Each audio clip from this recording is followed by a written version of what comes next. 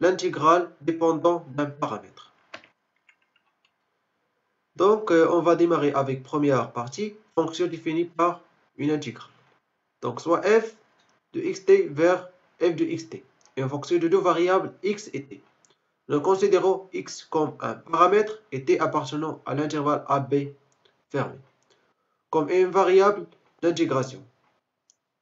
Cela nous permet de définir grand f de x égale l'intégrale AB f de xt dt. Un x étant fixé. Pour que grand f de x existe, il suffit que l'application partielle t f de xt soit continue sur AB. Mais ceci ne garantit pas la continuité de la fonction grand f. Nous donnons des conditions suffisantes pour que f soit continue puis dérivable. Donc, la continuité. Théorème. Soit i un intervalle de R et j égale à AB, un intervalle fermé borné. Soit f une fonction continue sur i fois j, à valeur dans R aussi. Alors, la fonction grand f définie pour tout x appartenant à i par grand f de x égale l'intégrale AB f de xt dt. I continue sur i. Démonstration. Donc, soit x0 un point de i. Quitte à restreindre l'intervalle en considérant i inter x0 moins alpha, x0 plus alpha. On suppose que i est un intervalle fermé borné. Le théorème de Henn s'applique alors à la fonction f sur i fois j. Elle est donc uniformément continue, en particulier pour tout epsilon positif. Il existe θ positif, tel que pour tout t appartenant à g, la valeur absolue de x moins x0 il est inférieur à θ, implique la valeur absolue de f de xt moins f de x0 t il est inférieur ou égal epsilon sur b moins a. Donc, grand f de x moins f de x0, la valeur absolue bien sûr, égale la valeur absolue de l'intégrale AB f de xt moins f de x0 t dt. Et ça bien sûr, il est inférieur ou égal l'intégrale AB de la valeur absolue de f de xt moins f de x0 t dt. Parce qu'on a toujours la valeur absolue de l'intégrale, il est inférieur ou égal l'intégrale de la valeur absolue. Bien. Donc, et ça bien sûr, il est inférieur à b moins a sur b moins a égale à epsilon. Par l'hypothèse. Très bien. Donc, f est continu en x0. Donc, dérivabilité, théorème. Soit i à l'intervalle de R et j égale à AB, un intervalle fermé borné. On suppose que xt f de xt est une fonction continue sur i fois j, à valeur dans R aussi. La dérivée partielle xt d f sur d x xt existe et continue sur i fois j. Alors la fonction grand f définie pour tout x appartenant à i par grand f de x égale à l'intégrale AB f de xt dt et de classe C1 sur i. Et f' de x égale l'intégrale AB f sur x en xt dt.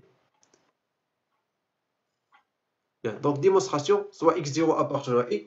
Pour simplifier l'écriture, nous supposerons que x0 n'est pas une extrémité de i. Nous devons démontrer que pour tout epsilon positif, il existe θ positif, tel que pour tout x appartenant à x0 moins θ, x0 plus θ. Et x bien sûr différent à x0. Alors, la valeur absolue de f de x moins f de x0 sur x moins x0 moins l'intégrale AB d en f sur d en x en x0 t dt, il est inférieur ou égal à epsilon. Bien, donc écrivons bien sûr ça par ça. Donc ça équivalence bien sûr. Donc écrivons la valeur absolue f de x moins f de x0 moins x0 fois l'intégrale AB d en f sur d en x en x0 t dt. Il est égal la valeur absolue de l'intégrale AB petite f de xt moins petite f de x0 t moins x0 d en f sur d en x en x0 t dt. Et ça bien sûr il est inférieur ou égal la valeur absolue bien sûr l'intégrale de AB de la valeur absolue de f de xt moins f x0 t moins x0 fois d en f sur d en x en x0 t dt. Bien sûr toujours on a la valeur absolue de l'intégrale est inférieure ou égale à l'intégrale de la valeur absolue. Bien. Donc, par le théorème des écroissements finis, pour tout t appartenant à B, il existe x1 strictement compris entre x0 et x, tel que f de xt moins f de x0t, il est égal x moins x0 fois d rond f sur d rond x sur x1 sur t. Pourquoi ne pas écrire f'? Parce qu'on a f dépend de deux variables. Donc, on a dérivé partielle par rapport à x. Très bien. d rond f sur d rond x en x1 t. Fixons alpha positif, tel que x0 moins alpha x0 plus alpha soit inclus dans i. Très bien. Donc la dérivée partielle d rond f sur d rond x est uniformément continue sur x0 moins alpha x0 plus alpha fois ab. Donc il existe θ positif tel que pour tout x vérifiant x moins x0 inférieur à θ et pour tout t appartenant à b, d rond f sur d rond x en xt moins d rond f sur d rond x en x0t, bien sûr la valeur absolue il est inférieure à epsilon sur b moins a. Donc, si x moins x0 il est inférieur à θ, alors tout x1 strictement compris entre x0 et x est encore tel que x1 moins x0 il est inférieur à θ, parce que bien sûr x1 il appartient à l'intervalle x0 x ou x x0. Donc, la valeur absolue de d rond f sur d rond x en x1 t moins d rond f sur d rond x en x0 t, il est inférieur à epsilon sur b moins a. On reprend dans l'expression ci-dessous.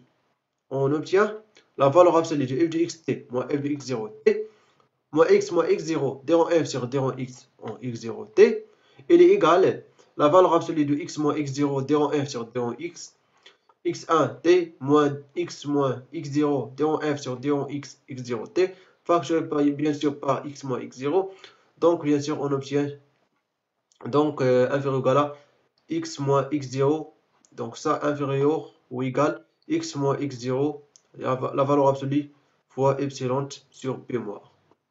Très bien, bien sûr, d'après ça. Donc, elle reste à intégrer par rapport à t, entre a et b. Donc, la valeur absolue de f de x moins f de x0 moins x0 fois l'intégrale ab d rond f sur d rond x en x0 t dt. Il est inférieur ou égal l'intégrale ab, la valeur absolue de x moins x0 fois epsilon sur b moins a dt égale la valeur absolue de x moins x0 fois epsilon, d'où le résultat en divisant par x moins x0. Très bien, donc exemple, calculer l'intégrale de Gauss. Bien sûr, l'intégrale de Gauss c'est écrit dans la forme l'intégrale 0 plus l'infini, l'exponentielle moins t au carré dt égale racine de p sur d. Donc, bien sûr, l'air dans le plan, il est là. Posons pour x appartenant à i égale à 0 plus l'infini. Quand f de x égale à l'intégrale 0, 1, l'exponentielle moins x au carré fois t au carré plus 1. Et tout divisé par t au carré plus 1 dt. Et g de x égale l'intégrale 0x, l'exponentielle moins t au carré dt, les tout au carré. Et h de x égale f de x plus g de x. Donc, première étape, étude de f de x. En posant petite f de x, t égale l'exponentielle moins x au carré fois t au carré plus 1 sur t au carré plus 1. On note que f est une fonction continue sur 0 plus infini fois 0, 1 bien sûr. Ok, bien sûr, x il appartient à 0 plus l'infini et t appartenant à l'intervalle 0, 1 fermé. Et d rond f sur d rond x en xt égale à moins 2x fois l'exponentielle moins x au carré fois t au carré plus 1 est aussi continu. Donc dérivé bien sûr par rapport à x, il est là. Et ça bien sûr, il est continu.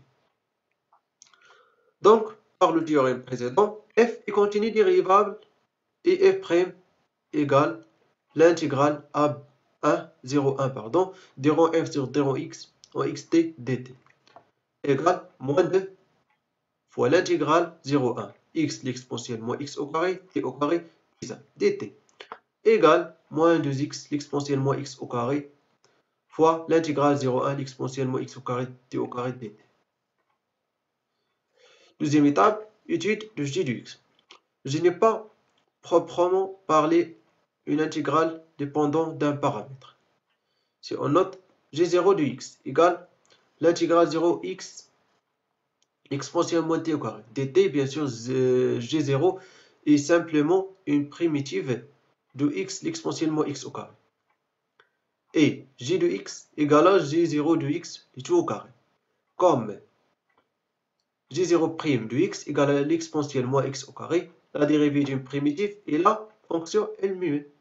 On a g' de x égale d sur dx, d sur dx de g0 de x au carré, bien sûr, dérivée de fonction au carré, égale 2g' 0 de x fois g0 de x, égale 2 l'exponentielle moins x au carré, fois l'intégrale 0x l'exponentielle moins t au carré dt, égale 2x fois l'exponentielle moins x au carré, fois l'intégrale 0,1 l'exponentielle moins x au carré, fois u, du. Pour la dernière égalité, on pose le changement de variable t égale à xu.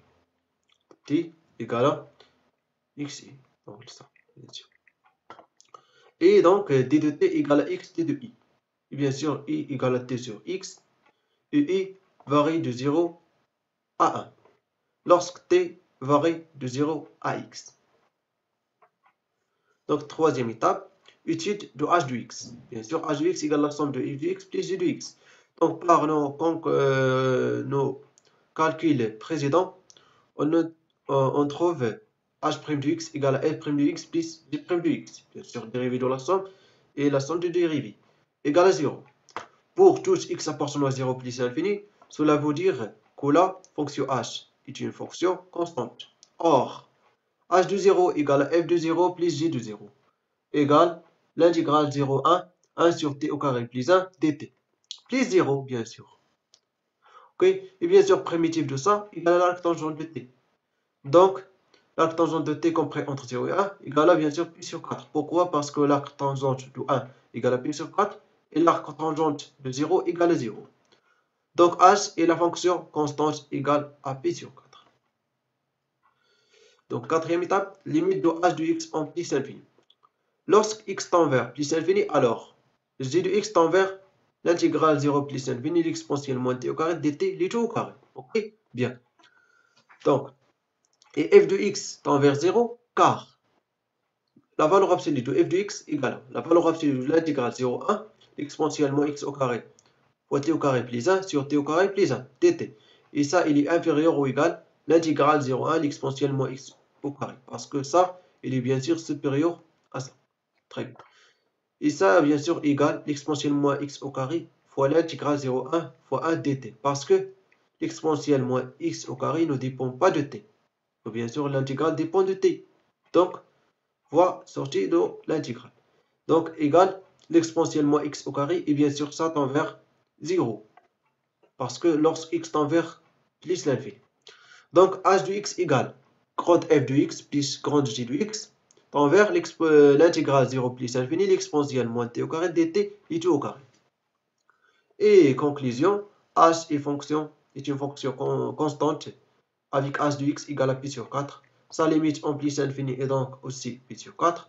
Mais on a calculé cette limite d'une autre façon, ce qui prouve l'intégrale 0 plus infini, l'exponentielle moins t au carré dt égale la racine de p sur 4 égale bien sûr la racine de p sur 2.